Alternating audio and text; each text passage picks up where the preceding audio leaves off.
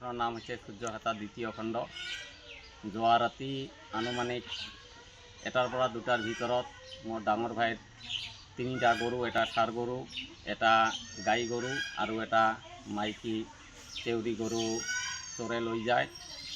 ইয়াত চোৰবিলাক আজি নতুন আমাৰ ইয়াত যে আহিছে সেইটো নহয়, কেইদিনমান আগতে কুৰ্চাকাটি ডিব্ৰুগড়িত পৰাও গৰু লৈ গৈছে। আমাৰ এইখন গাঁৱৰ চিমুৰৰ পৰাও গৰু লৈ গৈছে। আমাৰ ঘৰৰ ওচৰতে এখন হস্পিটেল আছে। পুলিচ প্ৰশাসনে ইয়াত আহি মাজে মাজে পেট্ৰলিং কৰে। তাৰ মাজতে যে এনেকুৱাকৈ গৰু আজি বহুত দিনৰ পৰা গৰীব দুখীয়া গৰুবিলাক চোৰে লৈ গৈ আছে, সেইটোৰ কাৰণে একো প্ৰশাসনৰ ফালৰ পৰা মানে যি কৰিব লাগে আমিতো সেইটো দেখা পোৱা নাই এতিয়ালৈকে। কিন্তু আজি সেই গৰু তিনিটাৰ দাম আছিলে কম হ'লেও 1,20,000 টকা দাম আছিলে। দুখীয়া মানুহ যদি এনেকুৱাকৈ গৰু চুৰি হৈ যায়, মানুহে গৰু কেনেকৈ পুহিব। তথাপিও প্ৰশাসনক অনুৰোধ কৰিম যাতে প্ৰশাসনে তদন্ত কৰি এই গৰুকেইটা উলিওৱাৰ চেষ্টা কৰে। আমি প্ৰশাসনক এইটোৱে অনুৰোধ কৰিম। এটা ডাঙৰ দুখ লাগিছে, এই গাইটো যিটো হেৰাইছে, চোৰে লৈ গৈছে কালি, এই গাইটোৰ এটা 1.5 মাহীয়া পোৱালি বাচ্চা আছে। সেই বাচ্চাটো যে এতিয়া বাচি থাকিবনে নাই, কেনেকৈ থাকিব, এইটো এটা ডাঙৰ সমস্যা। সেইটোৰ কাৰণে বেছি দুখ লাগিছে হয়, যোৱাকালি বিলাসীপাৰা সূৰ্যহাতা দ্বিতীয় খণ্ড গাঁৱত এক চুৰিকাণ্ড সংঘটিত হয়। মাজৰাতি চোৰে তিনিটাকৈ গৰু গোহালিৰ পৰা লৈ উধাও হয়। চাওক, এই গৰু চুৰি ঘটনাটো আমাৰ বিলাসীপাৰা সমজিলাৰ অন্তৰ্গত যিসমূহ এলেকাসমূহ আছে, এই এলেকাসমূহত নতুন কথা নহয়। সদায় কিন্তু ৰাণীগঞ্জ, লক্ষীগঞ্জ, চাপতগ্ৰাম, নয়াহাট আদি অঞ্চলসমূহত সদায় গৰু চুৰিৰ দৰে ঘটনাসমূহ সংঘটিত হৈ থাকে।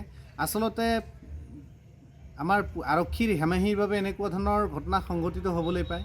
চাওক, যিটো সময়ত আমাৰ অসমত গো সৰবৰাহ নিষিদ্ধ কৰিছে আৰু গো মাংস নিষিদ্ধ কৰিছে, তেনে সময়তে চোৰে এই গৰুসমূহ চুৰি কৰি কি কৰে, ক'ত লৈ যায়, ইয়াৰ এটা তদন্ত হ'ব লাগে। গতিকে আমি দাবী জনাইছোঁ ধুবুৰী জিলা আৰক্ষী অধীক্ষক মাননীয় শ্ৰীযুত নবীন সিং ডাঙৰীয়াক আমি এটা দাবী জনাইছোঁ যে ইয়াৰ তদন্ত হ'ব লাগে আৰু বিলাসীপাৰা সমজিলাৰ অন্তৰ্গত এলেকাসমূহত ৰাতি ৰাতি যি পুলিচৰ যি পেট্ৰলিং ভালকৈ নহয়, এই পেট্ৰলিঙো ভালকৈ দিয়াৰ ব্যৱস্থা কৰিব লাগে।